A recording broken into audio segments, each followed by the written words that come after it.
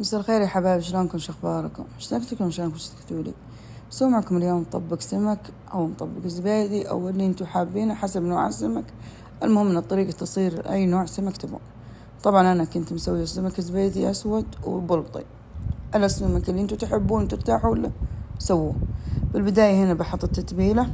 اول شيء انا غاسلة جايبة السمك نظيف، غسلته، نقعته بكركم وخليته يعني تقريبا نص ساعة ساعة، بعدين غسلته منه. هنا بسوي التتبيلة. تقدرون تسوون التتبيلة هذه وتحتفظون متى ما بغيتوا تسوون سمك تسوونها. أفضل شيء إنكم تتبلونه قبلها بساعتين ثلاثة أو قبلها بليلة، بس لا تضيفون الملح. أنا ما تبلتها فعشان كذا ضفت الملح معه. التتبيلة حطيت ثوم بودرة وبصل بودرة، كركم، بهار سمك، وشوي قرفة، شوي لومي أسود، وشوي فلفل أسود. طبعا كلهم خلطتهم مع بعض مع الملح وذقت ملحهم زين. جيت هنا تبلت بطن السمك، ومن برا حاولت ان ادلكي زين وادخل بالفتحات اللي احنا سويناها عشان ياخذ النكهة كله من فوق وتحت.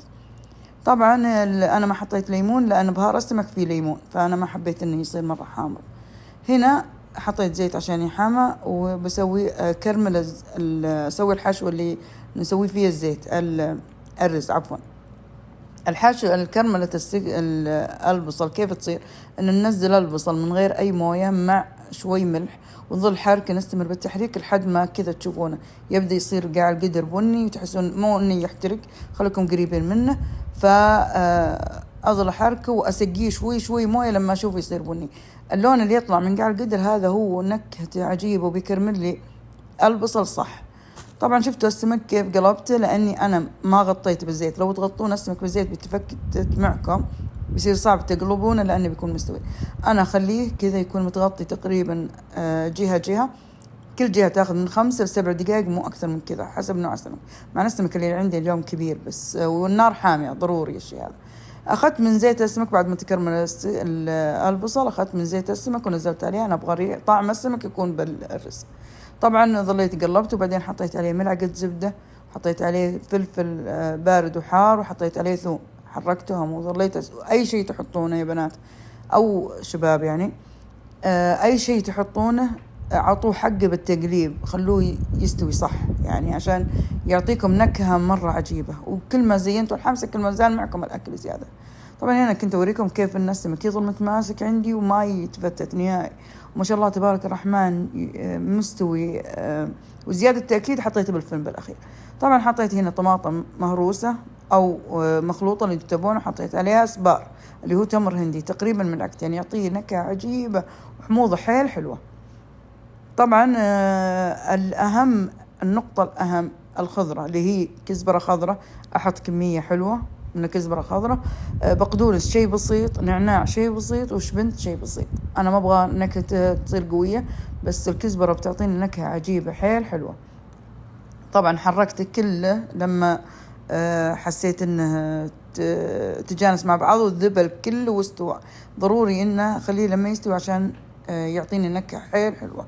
ضبطت ملحه ونزلت عليه المويه، خليته ياخذ الطعم شوي من المويه، وذقت ملح انه زين. نزلت عليها الرز نفس الرز العادي يعني، ما يحتاج انكم تسوونه. هنا وريتكم يعني نزلت بالفرن مستوي ما شاء الله تبارك الرحمن السمك، بس انا ابغاه يظل مقرمش ويظل ماسك نفسه، فدخلت الفرن.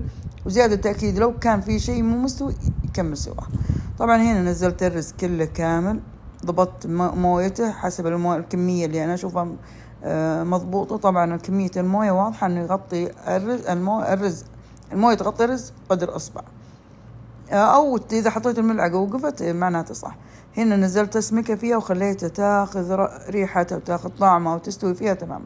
كنت ناقع زعفران بموية عادية، موية حارة، صبيت عليه قصرت عليه وخليته يطبخ مدة نص ساعة.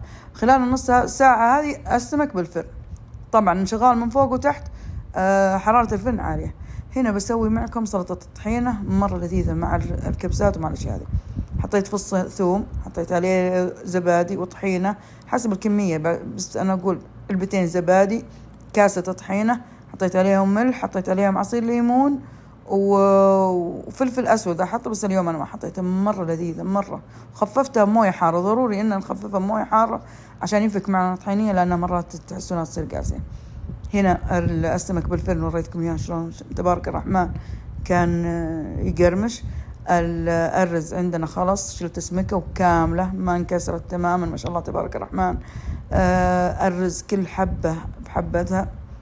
علينا وعليكم بالف عافية، أتمنى أنكم تجربونه، متأكدة بيعجبكم، خاصة مع صوص طحينة هذا السمك اللي أخذ طعم الرز، واللي النوع الثاني مقرمش اللي حنا حطيناه بالفرن زيناه بليمون وبقدونس. يعني انتوا على قولتهم الديكوريشن حسب ما تحبون. الأهم من كذا أن الطريقة مرة لذيذة وسهلة وما تاخذ معنا وقت، وخاصة أنه بكرة جمعة أهل وأحباب. الله يديمها علينا وعليكم، وعلينا وعليكم بألف عافية. مثل ما أقول لكم لا تنسون دعمكم لي وحركة الإكسبلور، وحياكم الله بجميع حساباتي.